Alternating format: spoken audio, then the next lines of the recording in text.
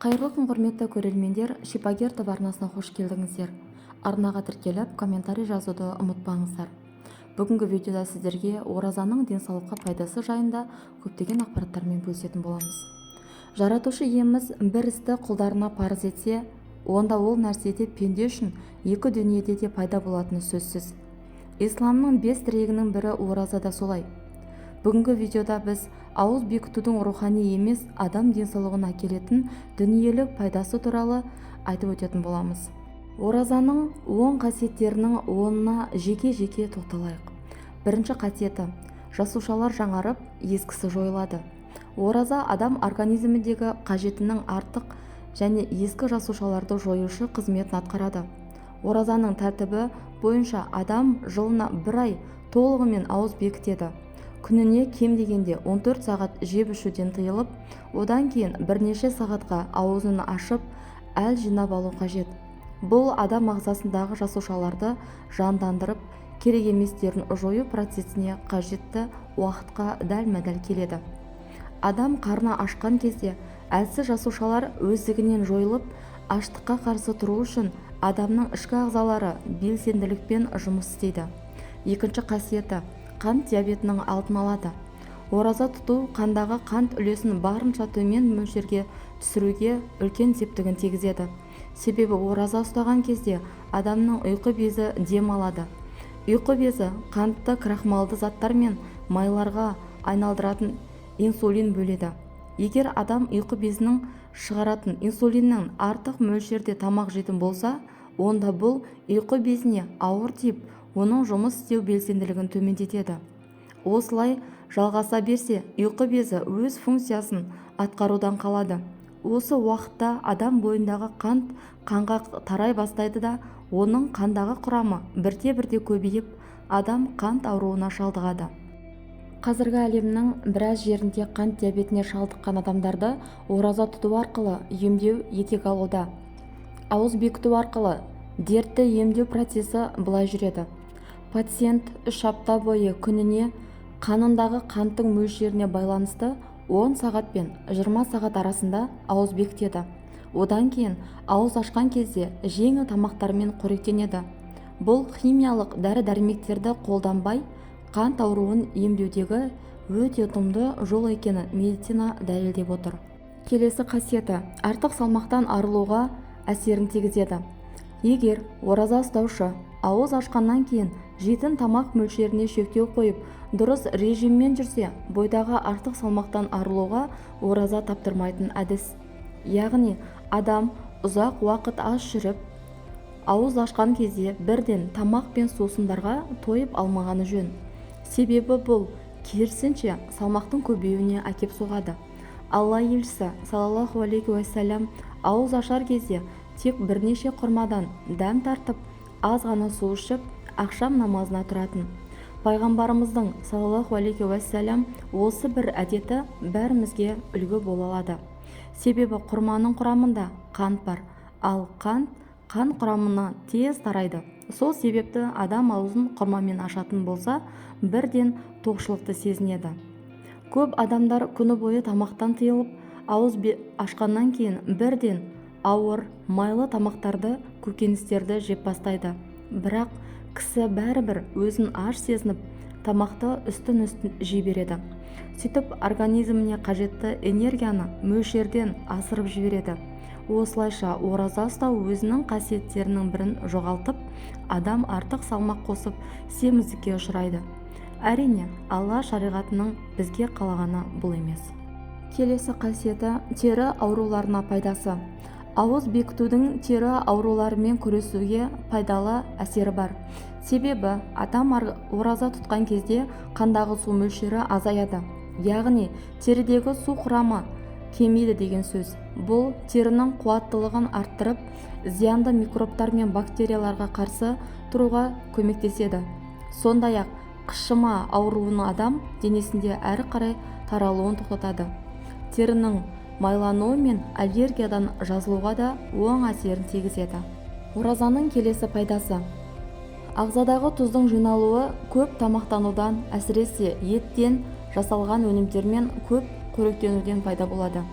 Сондай-ақ адам шамасынан тыс тамақ жегенде бұлшықеттердегі протеин мөлшері көбейіп бұзыла бастайды. Бұл адам буындарына, әсіресе аяқтағы үлкен бармаққа несеп қышқылының жиналуына әкеп соғады. Сондай-ақ қандағы несеп тұзының мөлшері көбейіп, ол бүйрекке жиналып тұнады. Бұл процесс ақырындап бүйректе тас пайда болуына әкеп соғады. Сондықтан тамақ жеп судан тыйылып біраз уақытқа ауыз бекіту бұл дертті емдеудегі ұтымды жол. Келесі пайдасы қан қоюланудың алдын алады. Көптеген мұсылман және мұсылман емес ғалымдар ауыз бекітудің денедегі майдың құрамын азайтуымен қатар холестерин мөлшерін де бәсеңдететінін жарыса айтады. Холестерин дегеніміз ол қан тамырларында тұнатын зат. Денедегі майдың құрамы көбейген сайын холестерин мөлшері де артады. Бұның арты атеросклероз дертіне де және жүрек пен мидағы қанның қоюлануына әкеп соғады. Келесі пайдасы адам ағзасын улы заттардан тазартады. Қазіргі кезде тағам өнімдерін ұзақ мерзімге сақтау үшін құрамына химиялық қоспалар қосылатыны баршамызға белгілі. Бұл өнімдер адам ағзасының түскен кезде улы заттарға айналып, денедегі май құрамында сақталып қалады. Адам ұзақ уақыт тамақтан тыйылу әлгі майдағы улы заттардың еруіне алып келеді.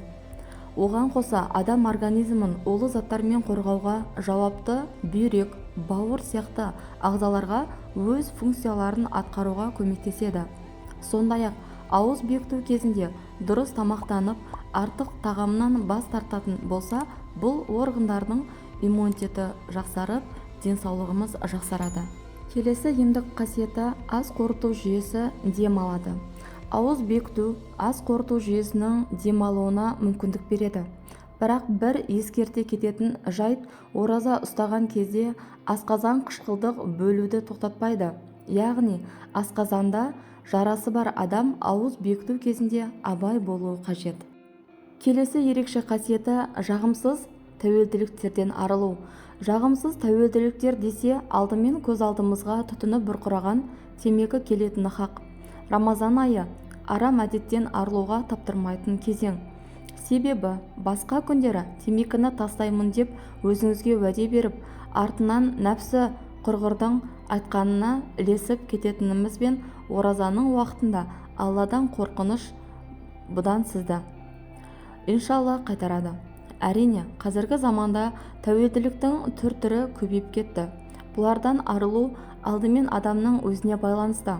Оразаның күнінде тоқтатып, түтінде қайта бастауы да мүмкін.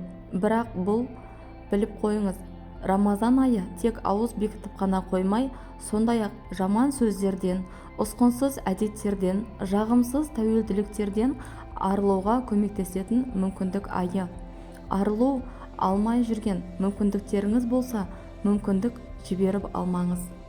Келесі қасиеті қан қысымын түсіру және бас ауруына пайдасы.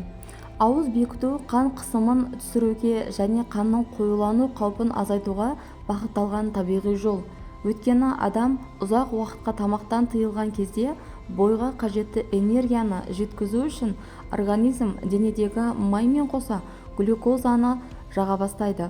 Бұның бәрі қан қысымының түсуіне әкеледі. Оразаның тағы бір белгілі пайдасы ораза кезінде денеде пайда болатын емдеу процесі.